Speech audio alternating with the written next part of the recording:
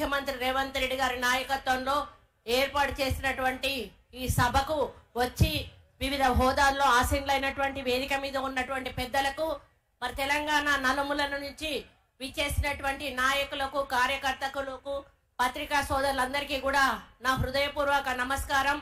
మన తెలంగాణ మేనిఫెస్టో ఈ ప్రాంతం నుంచి ప్రవేశపెట్టి మరి మీ అందరి ఆశీస్సులతో 6 గ్యారంటీల మీద నమ్మకంతో టిఆర్ఎస్ ప్రభుత్వం మీద ఉన్నటువంటి అపనమ్మకంతో కాంగ్రెస్ పార్టీని అధికారంలోకి తీసుకొచ్చిన విషయాన్ని ఈ సందర్భంగా గుర్తు చేస్తా ఉన్నాను.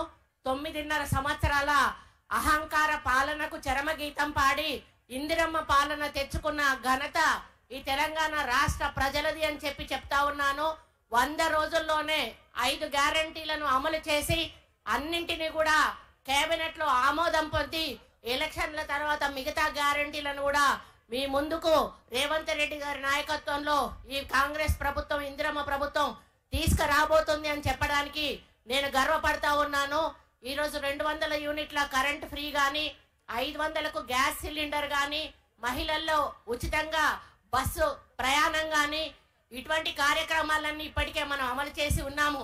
మరి ఈ విధంగా అమలు చేసిన సందర్భంలో ప్రజల్లో కాంగ్రెస్ పార్టీ మీద ఉన్నటువంటి ప్రేమతోటి ఈరోజు టిఆర్ఎస్ లోంచి కానీ, బీజేపీలోంచి కానీ పెద్ద ఎత్తున నాయకులు వచ్చి కాంగ్రెస్ పార్టీలో చేరుతున్న సందర్భంలో మరొక పక్క కేసీఆర్ కి, ఒక పక్క కేటీఆర్ కి అటు అధికారం పోయింది అనేటువంటి ఫ్రస్ట్రేషన్ లో ఒక పక్క ఉంటే, ఈరోజు బీఆర్ఎస్ పార్టీ పూర్తిగా ఖాళీ అయిపోతున్నటువంటి ఫ్రస్ట్రేషన్ ఇంకొక పక్క ఉంది.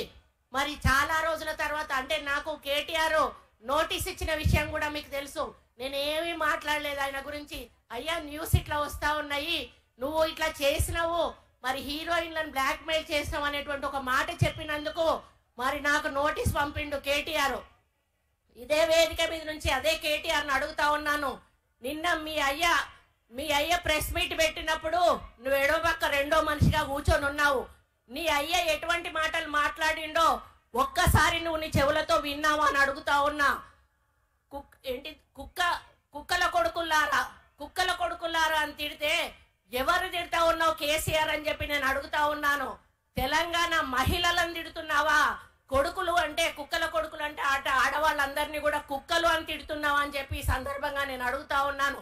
అటువంటి చెప్పనలవిగా అన్నటువంటి బూతులు తిట్టి ఈరోజు నీ అయ్య నీ పక్కనున్నాడు, మరి ఆయన మీద ఏం కేసు పెట్టాలి అని చెప్పి నేను అడుగుతా ఉన్నాను.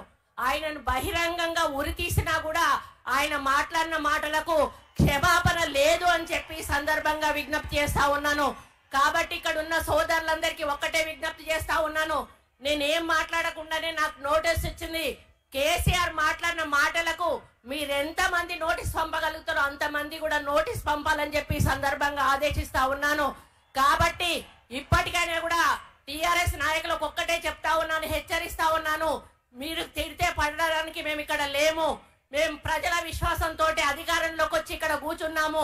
మీరు అధికారంలో అనుభవించి పైసలు దండుకొని ఈరోజు ప్రజల నమ్మకం పొడగొట్టుకొని ఈరోజు ప్రతిపక్షంలో కూర్చున్నారు. మేము అధికారంలో కూర్చుని ప్రజా సంక్షేమం కోసం పనిచేస్తా ఉన్నాము.